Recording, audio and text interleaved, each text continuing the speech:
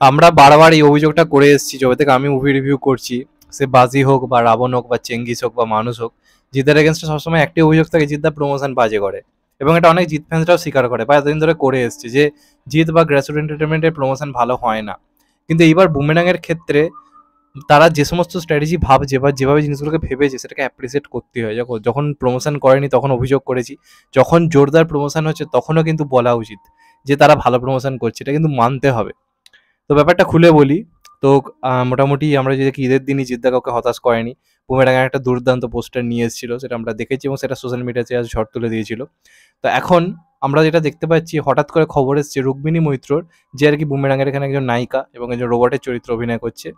তো তার ফেসবুক অ্যাকাউন্টটা নাকি হঠাৎ করে হ্যাক হয়েছে এবং সেটা নিজে টুইটারে এবং ইনস্টাগ্রাম হ্যান্ডেলে নিজে জানিয়েছে রুক্মিণী মৈত্র। তখন থেকে প্রত্যেকেরই বক্তব্য, হ্যাঁ, রুক্মিণী মৈত্র যখন নিজে টুইটারে এবং ইনস্টায় জানাচ্ছে তখন আর কিছু অন্য কিছু ভাবা দরকার, এটা হ্যাকই হয়েছে। অর্থাৎ সোশ্যাল মিডিয়াতে এই ব্যাপারটাকে ট্রেন্ডিং করে দেওয়া হচ্ছে যে রুক্মিণী মৈত্র ফেসবুক হ্যাক এবং একজন সেলিব্রিটির ফেসবুক এইভাবে হ্যাক হচ্ছে, ব্যাপারটা খুবই চিন্তার।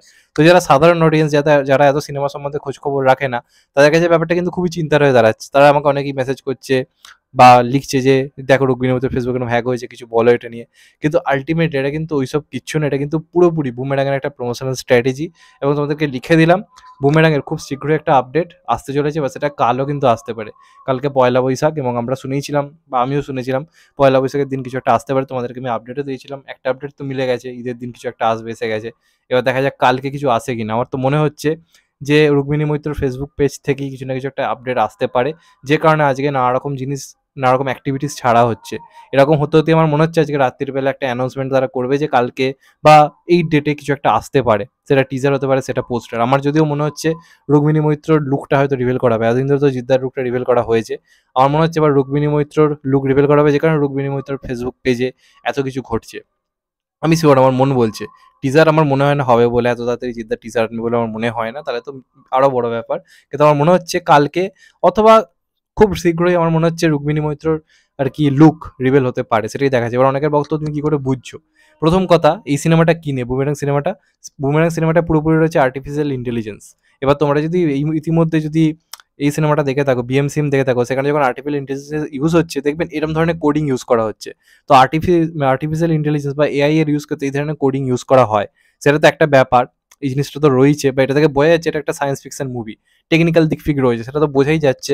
প্লাস দেখবেন 3 না 4 ঘন্টা আগে একটা ভিডিও ছেড়েছে রুক্মিণী মৈত্র, সেখানে লাস্টে এনটা বারবার দেখানো হচ্ছে, N N N N N এইভাবে দেখানো হচ্ছে। এবার তোমরা যদি রুক্মিণী মৈত্রর ফেসবুক পেজে যাও, সেখানে দেখবে ফেসবুকের যে বায়োটায় সেখানে এরকম লেখা রয়েছে N.N.N.N বলে লাস্টের পুরো নামটা লেখা, নিশা। আমার যেটা মনে হচ্ছে এখানে যে রোবট চরিত্রটা প্লে করছে সেটার নাম দেওয়া হবে নিশা। এবং যে অবতারটা দেওয়া হয়েছে, কারণ এআই এর মাধ্যমে যে রোবট ইউজ হয় সেখানে কিন্তু আবতার ইউজ করা হয়। তো এখানে সেই আবতার ইউজ করার জন্য ওই যে আবতারটা রয়েছে সেটা আই থিঙ্ক সিনেমাতেও থাকবে এবং সেটাই ওখানে ফেসবুক প্রোফাইল হিসেবে দেওয়া হয়েছে, যেটুকু আমার ধারণা। এবং সেটার মাধ্যমেই আজকে মানে ফার্স্ট লুক পোস্টারটা এইভাবে আর কি নানারকম পোস্ট আস্তে আস্তে আস্তে আস্তে রবীন্দ্র মৈত্রকে ক্লিয়ারলি জানাবে যে কোনো হ্যাকট্যাগ না, এরকম কিছু একটা হচ্ছে, এটা আমার মনে হচ্ছে। তো প্রমোশনটা কিন্তু জোরদার হচ্ছে। আজকের দিনে জানি যেরকম প্রমোশন দরকার বুমেরাঙের মতো সিনেমার ক্ষেত্রে, যে ধরনের প্রমোশন দরকার আলটিমেটলি কিন্তু সেটাই হচ্ছে এবং এটাই কিন্তু হওয়া দরকার। এবং বুমেরাঙের বহু আগে থেকে জিদ্দা প্রমোশন করছে বিভিন্ন মাচাস হয়ে গিয়ে, যে অডিয়েন্সের কাছে এখন বাংলা সিনেমার খবর পৌঁছয় না, জিদ্দা কিন্তু অনেক আগে সেই অডিয়েন্সের কাছে অলরেডি বুমেরাঙের টি শার্ট বলি বা বুমেরাঙের প্রচার দুর্দান্তভাবে কিন্তু করছে। তো জিদ্দার এখন অবধি আমি যবে থেকে রিভিউ করছি সব থেকে ভালো প্রমোশন কিন্তু বুমেরাংকে নিয়েই করছে। এবার দেখা যাক শেষ পর্যন্ত কি হয়। আপাতদৃষ্টিতে প্রমোশন বেশ ভালো হচ্ছে এবং আমরা তাকে বলে রাখি এটা কিচ্ছু হ্যাকট্যাগ নয়, এটা কিন্তু জাস্ট পুরোপুরি বুমেরাঙের কিন্তু স্ট্র্যাটেজি, আর কিচ্ছু নয়। আমার মনে হয় আজ রাত্রেই পুরোপুরি তারা জানাবে যে কবে কি আসছে নতুন কিছু। আর আমার মন বলছে কালকে কিছু একটা আসতে পারে, তো দেখা যাক শেষ পর্যন্ত কি হয়।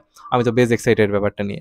তোমাদের এটা এমন প্রমোশনটা নিয়ে কি বক্তব্য অবশ্যই কমেন্ট করে জানাও। চ্যানেলটা নতুন হলে চ্যানেলটা সাবস্ক্রাইব করে দিও and get the bell icon. ভালো থেকো সবাই, টেক কেয়ার, নমস্কার। আবার দেখাবে, এখন তো ভাই সবাই ভালো থেকো, সুস্থ থেকো, নমস্কার, টেক কেয়ার।